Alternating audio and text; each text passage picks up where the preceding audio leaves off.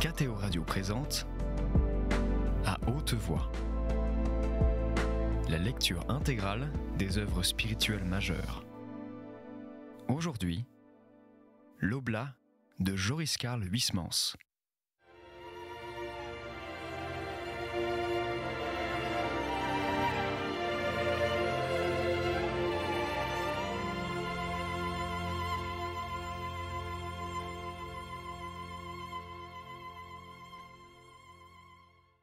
Jeune homme, vous avez 50 ans passés et vous êtes un peu grison, notre ami. Je vous crois, répliqua Durtal en riant. Enfin va, puisque vous y tenez pour le jardin de votre Strabo. Mais dans la nomenclature de ces herbes et de ces fleurs, il y en a qui n'ont jamais dû être exploitées par la médecine. Le radis, le cornichon, le cerfeuil par exemple, ce ne sont pas des matières de pharmacie mais des articles de cuisine. Si fait, Madame Bavoil, les apothicaires du Moyen-Âge les utilisaient dans certains cas. Le melon, les cornichons, les concombres, toute la famille des cucurbitacées possédait selon eux des propriétés qui ne sont peut-être pas entièrement inexactes.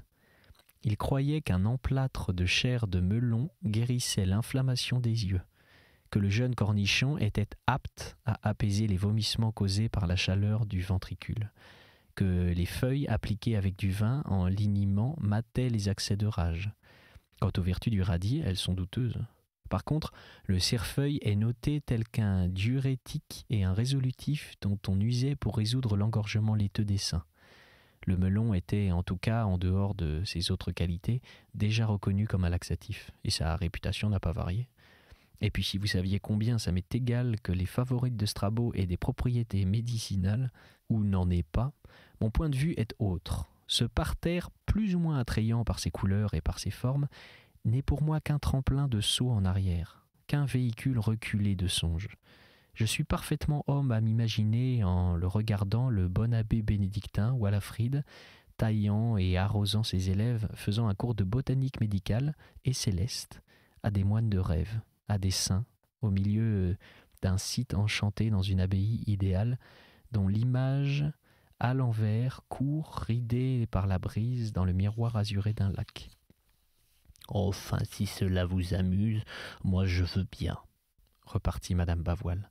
En attendant, 2 jours encore d'un temps aigre et pareil à celui d'aujourd'hui, et le jardin sera complètement flétri. Ils se promenèrent à pas lents dans les allées. Il nous restera les fleurs d'arrière-saison, les chrysanthèmes, dit Durtal. Puis ces flores inapprivoisées que vous tenez en si piètre estime ont la vie dure, Madame Bavoil. Et il lui montrait les silènes sauvages dont les étoiles blanches semblent écloses dans le goulot d'une bouteille d'un verre d'eau barré des raies plus vertes, des glaïeuls roses et blancs, des véroniques bleues, des buissons ardents superbes avec leurs grains vermillons et leurs feuilles sombres. Mais si ces plantes résistaient, d'autres agonisaient ou étaient tout à fait mortes. Les soleils devenus secs étaient horribles. Ils dressaient, ainsi qu'après un incendie, des hampes calcinées au bout desquelles pendaient des feuilles noires et des disques de la forme des paumes de douche. Et ces disques brûlés les entraînaient par leur poids en de mornes saluts au moindre vent. « Eh mais les genièvres sont mûres !» s'écria Durtal qui se mit à grignoter ses boulettes bleues qui avaient goût de térébenthine et de sucre. « Attendez au moins que la gelée les ait fripées !» dit Madame Bavoil. Elle se tut, puis après un silence reprit. Avouez qu'il convient de nettoyer cela. Et elle désignait dans les parterres dont les fleurs civilisées avaient disparu la flore sauvage, les renouées aux tiges roses et aux feuilles allongées tachées d'encre, les euphorbes qui balançaient au bout de leurs petits pédoncules couleur de chair des paupières vertes avec des prunelles d'un vert plus jaune, des vipérines hérissées de cils blancs et dont les fleurs violettes s'effilaient en de longs épis dans des abris de feuilles dures. Enlever cela? Mais vous n'y pensez pas, ce sont les dernières végétations qui n'aient pas fui. Et puis bien qu'elles ne figurent pas sur la liste de Walafrid Strabo, ce sont elles aussi des fleurs médicinales, ces pauvrettes que vous méprisez tant. La renouée est pleine de tanins, et elle est par conséquent excellente contre les paniques du ventre. Le forbe, ou lait du diable, ou petit éclair, ou lait de couleuvre, synapise la peau et corrode les verrues. La vipérine contient du nitrate de potasse et on peut la consommer en infusion sudorifique, comme la bourrache. Tout sert jusqu'à cette fausse ortie qu'on appelle le lamier pourpre et qui pue la cave. Lorsqu'on écrase la feuille entre ses doigts, tenez, flairez-moi ça. On l'employait au Moyen-Âge, broyé avec du sel, contre les contusions. Ça sent mauvais, s'écria Madame Bavoil en repoussant la main de Durtal. Mais dites donc, notre ami, vous êtes bien savant ? Savant avec les livres. La vérité est que, disposant d'un jardin, je me suis amusé à acheter des dictionnaires d'horticulture, anciens et modernes. Et grâce aux planches coloriées, j'ai reconnu le nom des fleurs. Ce n'est pas plus malin que cela. Je vous confesserai d'ailleurs que, sorti de cette spécialité de la flore pharmaceutique, mes connaissances en botanique ordinaire sont nulles. C'est à Dijon que vous avez découvert ces livres ? Pas du tout. Je reçois ici les catalogues de toutes les librairies d'occasion de Paris, de la province, de la Belgique, et je me livre à la chasse du bouquin. C'est d'ailleurs la seule chasse que je comprenne. C'est très amusant. Dame, l'on rate souvent le gibier qu'on vise de si loin et qui est abattu sur place par d'autres chasseurs. Mais le plaisir que l'on éprouve lorsqu'il arrive un paquet de volumes, que l'on en extrait les oiseaux que l'on guettait ici. Au fond, si vous acceptez le monastère et le jardinage, quelle autre distraction voulez-vous que le Val des Saints nous donne ? C'est juste. Et c'est vous qui avez planté le long de ces allées des roses de Noël ? Oui, j'ai songé à l'hiver. Avec son cèdre et ses pins, le jardin restait vert en l'air, mais c'était sur le sol la mélancolie des terres en cirage et des feuilles mortes. Alors j'ai acheté à Dijon ce genre d'hellebore, qui a très bien réussi. En voici d'autres d'une espèce différente, avec leurs feuilles découpées en menottes dentelées d'enfants. Celles-là poussent dans des feuilles presque noires, des fleurs vertes. Ou plutôt elles ne poussent rien du tout, car elles se meurent. On croirait, ma parole, que vous avez cherché à réunir une collection de poisons. Ma foi, si l'on ajoute aux euphorbes et aux hellebores la morelle, qui est là-bas et qui produit de fausses groseilles ronges, et les ciguës, qui fusent de tous les côtés, mais sans que je les ai cultivées, celles-là, il y a en effet de quoi empoisonner ici un régiment. J'aime à croire que parmi ce lot de laidrons, vous avez votre préféré. Bien entendu. Et cette préférée, c'est la grande éclair, ou si vous aimez mieux, la chélidoine. Et la voici, poursuivit Durtal, montrant du doigt l'une de ces plantes qui avaient survécu à ses congénères, fanées pour la plupart à ce moment de saison. Mes compliments, elle est jolie. Mais elle n'est pas si miteuse que vous semblez la croire, Madame Bavoil. Ces feuilles d'un vert sourd, très nourries de bleu, sont élégamment découpées, et les imagiers du Moyen-Âge les ont sculptées sur les chapiteaux des cathédrales. Puis sa fleur en étoile est d'un jaune vif, et son fruit est une minuscule gousse qui renferme, tel qu'un écrin quand on l'ouvre, d'éblouissantes rangées de petites perles. Enfin tenez, cassez sa tige blanche et poilue, et il en sort un sang du plus bel orange qui est encore plus actif que le lait de l'euphorbe pour cautériser les verrues.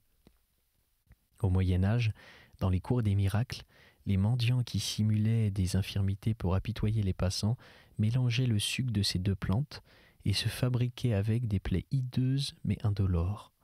Elle fut donc la providence des malingreux.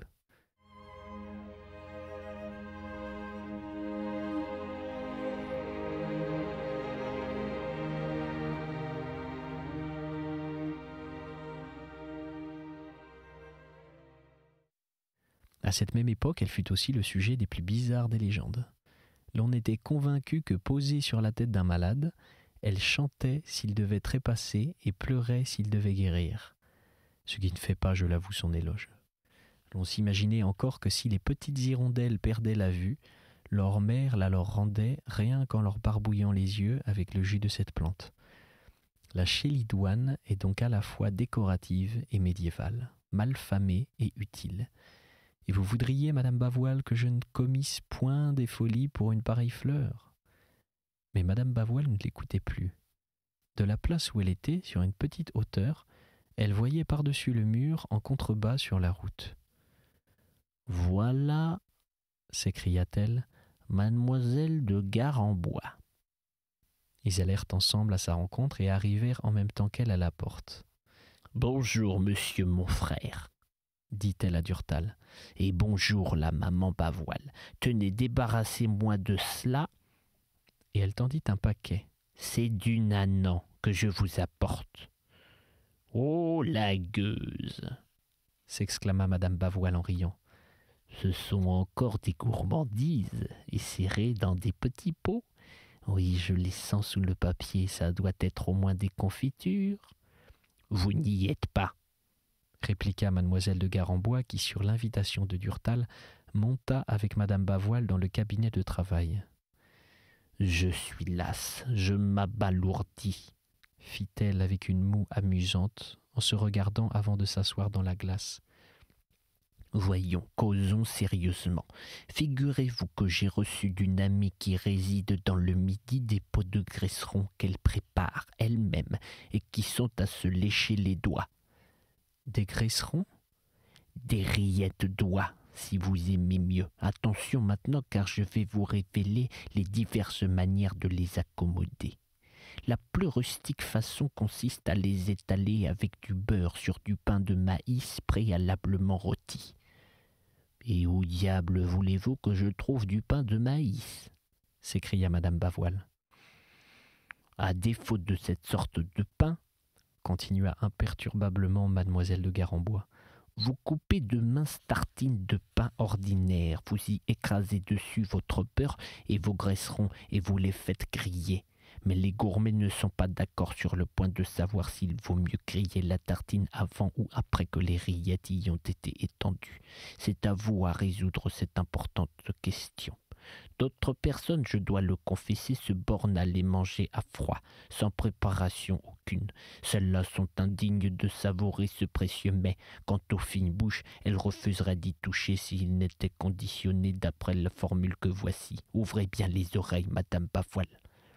Vous apprêterez des tartines de l'épaisseur d'un doigt. Vous les rôtissez sans les noircir et les arrosez modérément de vieux vin rouge et de quelques cuillerées de consommé.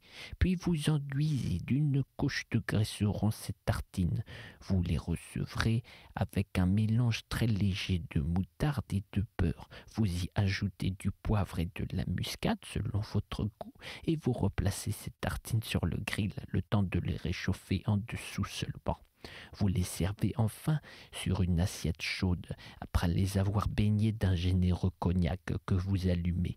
Vos tartines flambent telles qu'un pudding ou une omelette soufflée, et c'est divin, conclut mademoiselle de Garambois qui se renversa dans le fauteuil les yeux au ciel.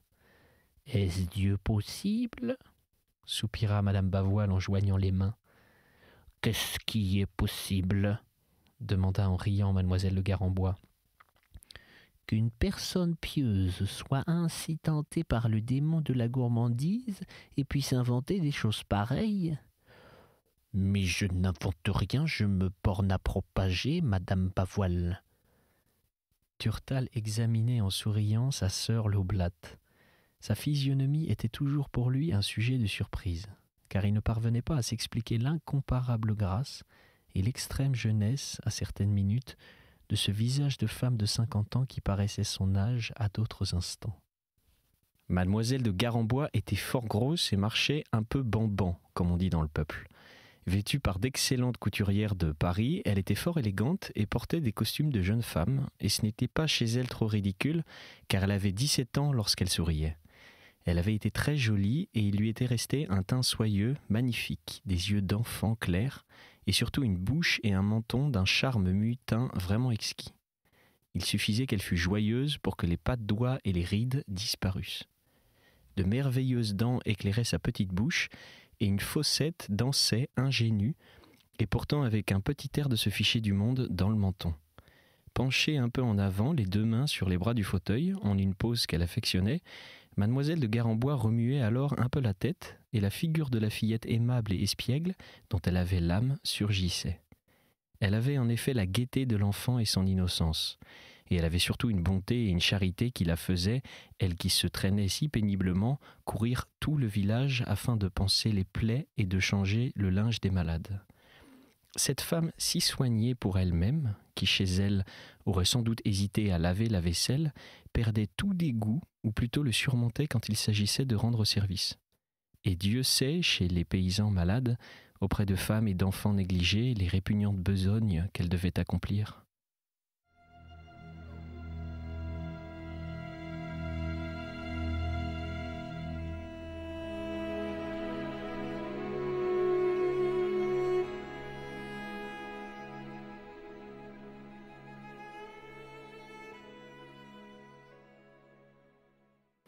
Ce que vous avez raté votre vocation, lui disait parfois son oncle, Monsieur Lampre, vous auriez dû être sœur dans un hôpital. Je n'aurais pas eu l'office divin, puis, se raillant elle-même, elle ajoutait avec son pimpant sourire, ni de bons petits plats. Elle était très bien avec Madame Bavoil, qu'elle désespérait pourtant. Elle a tout ce qu'il faut pour devenir une sainte, disait celle-ci, et le diable, en la dominant par cette damnée gourmandise, l'empêche d'avancer. Et on le lui répète sur tous les tons, et elle est si aveuglée qu'elle ne vous écoute pas. Et doucement, gentiment, sans se lasser, elle essayait quand même de la guérir. Mais mademoiselle de Garambois prenait guillerettement les remontrances et s'affichait même plus gourmande qu'elle n'était en réalité pour la taquiner. « Enfin, reprit-elle, vous avez bien saisi les nuances de ma recette. Je la résume. Griller les tartines, les mouiller de bouillon et de vin, les enduire de beurre et de moutarde, les remettre sur le grill, les tremper d'eau de vie et les allumer ainsi qu'un punch. C'est compris ? Si vous vous imaginez que nous allons nous infliger un aria pareil, notre ami les mangera tout simplement rôtis avec du beurre. Ce ne sera pas mauvais quand même. Autre chose, vous étiez à la grand-messe ce matin. Croyez-vous que notre abbé a bien officié ? Oui, dit Durtal, avec sa haute taille, son teint diaphane, ses longues mains maigres. Il semble détaché d'un vitrail. « Je présume, reprit Madame Bavoil, que ces pierreries qui mettent tant de flammes sur sa mitre sont fausses. » « Détrompez-vous, elles sont vraies. Un moine aujourd'hui mort qui était entré en religion après le décès de sa femme a offert tous les bijoux qu'elle possédait, et ils étaient nombreux, pour fabriquer cette mitre. Cela vous explique qu'elle soit incrustée de diamants, d'aigues marines, de saphirs, de pierres de première valeur, de gemmes de premier choix. Ah ! Par contre, les deux autres mitres, car les abbés de monastère, de même que les évêques en ont pour les cas prévus par la rubrique 3, les deux autres, payés sur le denier de l'abbaye, qui n'est pas riche, sont médiocres. Celle qui vient après la mitre d'apparat dite précieuse s'appelle en langue liturgique l'orifrigiate. Elle est tout bonnement découpée dans une étoffe d'or plus ou moins pure. Quant à la troisième, la simple, qui consiste en un carton revêtu de moire ou de soie, elle ressemble à un pain de sucre de papier blanc. On l'emploie à quoi celle-là ? L'abbé la coiffe pour les offices des morts pendant la semaine sainte, les jours de prise d'habit. Elle est à la fois de minime importance et de deuil. Il est certain que pour la beauté des cérémonies, l'on fait aussi bien qu'à Solesmes ici, dit mademoiselle de Garambois. Mesdames aussi, nous avons la chance d'avoir un cérémoniaire incomparable, très savant dans sa partie. Et ce qui vaut peut-être mieux encore, un homme de goût, ajouta Durtal. Ce grand, un peu chauve, qui a l'air si distingué, demanda Madame Bavoil. Oui, le père d'Auberoche. Il raffole de son métier et il se donne un mal. Soyez sûr qu'il a passé pour réussir cette fête de la Toussaint une nuit d'insomnie, mais aussi pas une manœuvre manquée. Son petit monde d'enfants de chœur et de novices évolue sans qu'il y ait jamais le moindre accroc. Il a su imposer des attitudes hiératiques aux assistants. Il a su retrouver la vieille senteur des cloîtres du Moyen-Âge. Voyez en tant que menu détail la vampa, cette écharpe de satin qui couvre les épaules du porte-crosse et du porte-mitre et retombe sur le devant ainsi qu'un châle en deux larges pans dont il s'enveloppe les mains qu'ils arborent ces insignes. Pour la crosse, cela ne présente rien de bien particulier, mais pour la mitre, c'est autre chose. Il faut qu'elle soit repliée et tenue, de la façon dont Saint-Denis tenait sa tête. Ce n'est rien si vous voulez, mais si cette pose est mal observée, le caractère Moyen-Âge disparaît. Eh bien, Don d'Auberoche a non seulement appris au porte-mitre le geste, mais il a personnellement surveillé les plis de l'écharpe, la planant ou la cassant aussi bien qu'un statutaire du XIIIe siècle. Il rendrait des points au costumier de Paris. Il n'a pas dans la congrégation son pareil. « Il est encore tout jeune », remarqua Madame Bavoil. « Il doit avoir 34 ans à peine. Il est né d'une grande famille apparentée à Dessein. Il a ce qu'on nomme en art la ligne, et il semble toujours descendre de sa verrière. Outre qu'il est un religieux très macéré, il est un érudit très intéressant à écouter lorsqu'il traite de la liturgie et de la symbolique. Mais on le voit peu. D'abord, il est très occupé avec ses études et ses répétitions de cérémonies. Puis il est ce qu'on appelle un solitaire, autrement dit un moine vivant à l'écart dans sa cellule. « Ah, si dans cette abbaye le chant était à la hauteur du cérémonial, je n'aurais pas à regretter Solesmes, » soupira mademoiselle de Garembois. « Oui, mais le père Ramondou est un chanteur de cour. Il me paraît toujours, lorsqu'il va ouvrir la bouche, qu'il en sortira ce cri de la rue. Tonneau, tonneau. Le plus curieux, c'est qu'il n'est nullement ignare en son métier. Il enseigne très bien le plein chant à ses élèves. Seulement lui pratique juste le contraire des règles qu'il professe dans ses leçons. Mais malgré ces imperfections, que de cloîtres de moindre importance nous enviraient encore. Quelle magnifique cérémonie nous eûmes ce matin. La splendide liturgie que celle de ce jour, cette épître tirée de l'Apocalypse, c'est une photographie du ciel, ou plutôt c'est un idéal tableau de primitif. Et ce qu'en effet les vieux peintres flamands l'auront traduit, ce texte de Saint Jean, dans lequel défilent les anges, les vieillards, les saints, et le début, l'introïte, le fameux Gaudeamus, réservé pour les festivités des grandes joies. Est-ce assez beau ? Cette mélodie qui danse et ne se tient plus d'allégresse, et qui s'arrête cependant avant la fin de la phrase au Gaudent Angeli, comme n'en pouvant plus, et peut-être aussi comme prise d'une vague d'appréhension de n'être plus assez déférente, puis qui reprend débordée quand même par le ravissement, pour se terminer en une prosternation pareille à celle des vieillards de l'épître étendue, le visage contre terre, devant le trône. Ces accents de jubilation-là, c'est sûrement le Saint-Esprit qui les a soufflés. C'est d'une simplicité admirable, et d'une caresse d'ouïe, et d'un art merveilleux. Quel musicien rendra jamais l'ivresse de l'âme de la sorte ? Voilà notre frère qui s'emballe, dit en riant mademoiselle de Garembois. Pour en revenir au côté cérémonial, savez-vous, Madame Bavoil, que votre maître et ami est à ce point de vue un disciple des plus remarquables de Don d'Auberoche ? Certainement, continua-t-elle en souriant à Durtal qui la regardait un peu surpris.